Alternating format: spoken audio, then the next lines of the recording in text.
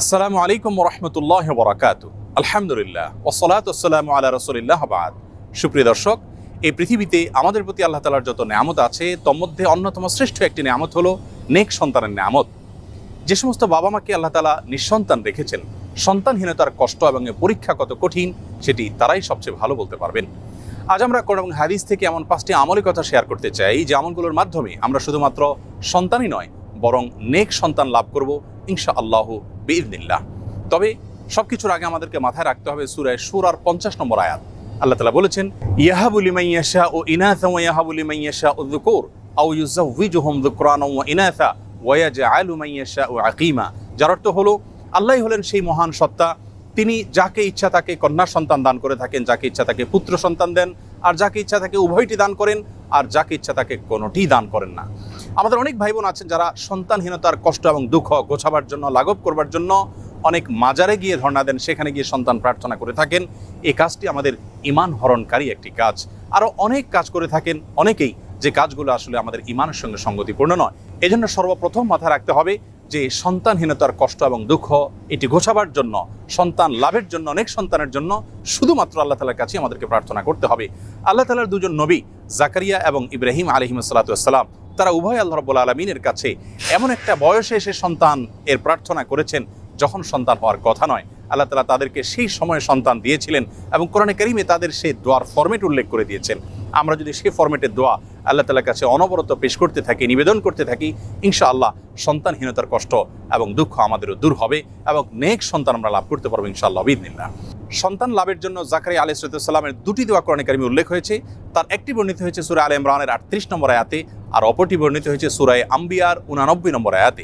আলে ইমরানের আয়াতে আল্লাহ নবী জাকারিয়া আলাইহিস সালামের যে দোয়া আল্লাহ তাআলা উল্লেখ করেছেন সেটি ছিল এই, রব্বি হাবলি মিন লাদুনকা যুররিয়াতান তাইয়্যিবা ইন্নাকা সামিউদ দুআ। যার অর্থ হলো, হে আমার রব, হে আমার প্রতিপালক, আপনি আপনার তরফ থেকে আমাকে নেক এবং সুসন্তান দান করুন, আপনি দোয়া শ্রবণকারী। তার অপর যে দোয়াটি সূরা আম্বিয়াতে বর্ণিত হয়েছে সেটি ছিল অত্যন্ত মর্মস্পর্শী এবং হৃদয়গ্রাহী। সেই দোয়ার ভাষ্য ছিল এই, রব্বি লা তাযারনি ফারদা ওয়া আনতা খায়রুল ওয়ারিসিন। যার অর্থ হলো, হে আমার প্রতিপালক, হে আমার রব, আপনি আমাকে একা ছেড়ে দিবেন না, অর্থাৎ নিঃসন্তান আমাকে রাখবেন না, আপনি তো সর্বোত্তম ওয়ারিস দানকারী। আল্লাহ নবী ইব্রাহিম আলাইহিস সালাম আল্লাহর কাছে সন্তান চেয়ে যে দোয়া করেছেন কোরআনে কারিমে, সেটি আল্লাহ তাআলা উল্লেখ করেছেন ছোট্ট একটি দোয়া সূরা সাফফাতের 100 নম্বর আয়াতে দোয়াটি বর্ণিত হয়েছে। সে দোয়ার ভাষ্য ছিল এই, রব্বি হাবলি মিনাস সালিহিন। যার অর্থ হলো, হে আল্লাহ, আপনি আমাকে নেক সন্তান দান করুন। এর মাধ্যমে তিনি আল্লাহ তাআলার তরফ থেকে ইসমাঈল আলাইহিস সালামের মতো নেক সন্তান লাভ করেছিলেন। জাকারিয়া আলাইহিস সালামের যে দুটি দোয়া আমরা উল্লেখ করেছি তার মাধ্যমে তিনি আল্লাহ তাআলার কাছ থেকে ইয়াহয়া আলাইহিস সালামের মতো নেক সন্তান লাভ করেছিলেন। প্রিয় দর্শক, তাহলে নেক সন্তান লাভের জন্য দুজন নবী থেকে 3টি দোয়া আমরা শিখলাম, জানলাম। সেই দোয়াগুলো আমরা যে কোনো সময় বেশি বেশি করে পাঠ করতে থাকবো ইনশাআল্লাহ। সেই সাথে চতুর্থ যে দোয়ার কথা বলবো সেটি বর্ণিত হয়েছে সূরা ফুরকানের 74 নম্বর আয়াতে।